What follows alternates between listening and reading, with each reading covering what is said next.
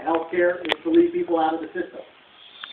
Their solution to healthcare is to take people that depend on state funding for life-threatening illnesses, for drugs that deal with life-threatening illnesses like HIV, pulmonary hypertension, and to remove funding for those life-saving drugs.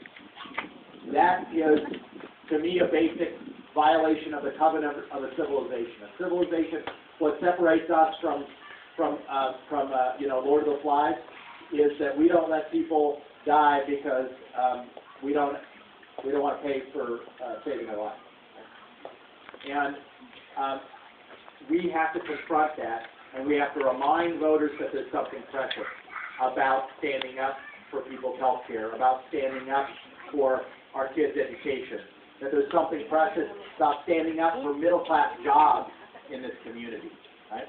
If there's any place in the state of California that could use more middle-income jobs, it is the 35th District, from Oxnard to Isla Vista, and every place in between. We need those middle-class jobs. So I'm asking you to keep the pressure on, to keep talking to people. And right now, one of the most precious things you could do is to decide to host a house meeting. To say, you know what, I'm going to invite 50 people.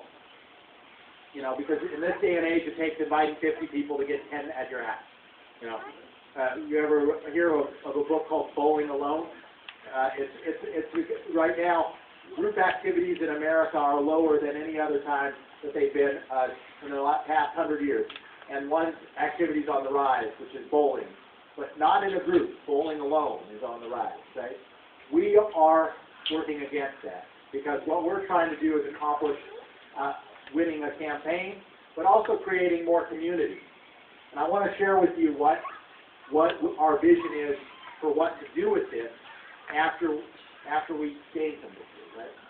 After we beat Mike Stoker, right? But first, I do want to add the excellent candidate, because a lot of people go, okay, who's running against Josh?